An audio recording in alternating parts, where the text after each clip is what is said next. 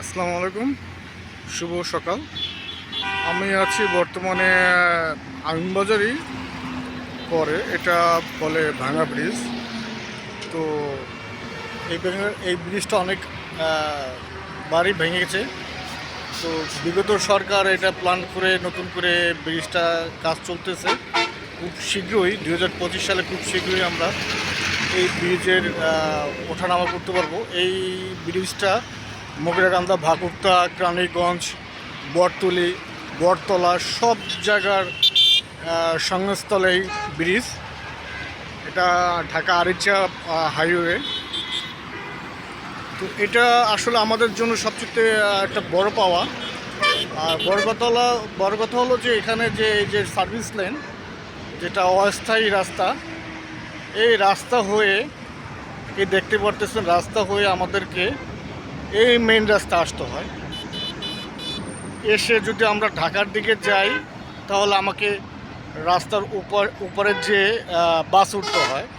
আপনি দেখতে পারতেছেন এই রাস্তার এখানে কোনো ব্রিজ নেই। তো সংশ্লিষ্ট যারা কর্মকর্তারা, যারা ঊর্ধ্বতন কর্মকর্তারা আছে এই কালভার্ট ব্রিজের সাথে সম্পর্কিত, তাদের অনুরোধ করতেছি যে আমাদের, যেহেতু এটা একটা সংস্থল সংযোগ একটা রাস্তা, এটা অস্থায়ী।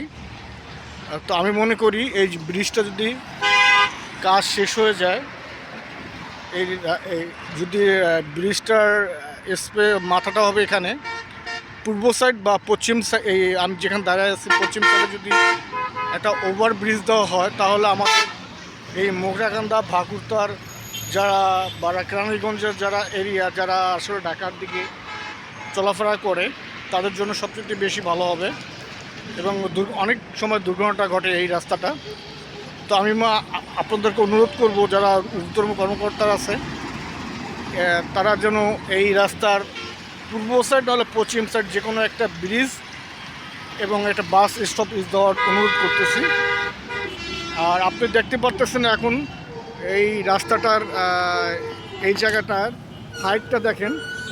এই হাইটের উপরে হয়ে রাস্তা মানুষ পারা হয়। তো যেহেতু হেমায়তপুর আছে, বৈলপুরে ব্রিজ আছে, আর আমিনবাজারও আছে ব্রিজ। তো আমাদের এখানে যদি একটা ব্রিজ দেওয়া হয় আমাদের জন্য সবচেয়ে ভালো হয়। এটা অনুরোধ রইল যারা এই নির্মাণ কাজে যারা ঊর্ধ্বতন কর্মকর্তা আছে তাদেরকে অনুরোধ করতেছি, তারা যেন আমাদের এই ভাঙা ব্রিজের সংলগ্নে একটা নতুন একটি ব্রিজ নির্মাণ করার জন্য অনুরোধ করতেছি। সবাইকে ধন্যবাদ। আসসালামু আলাইকুম।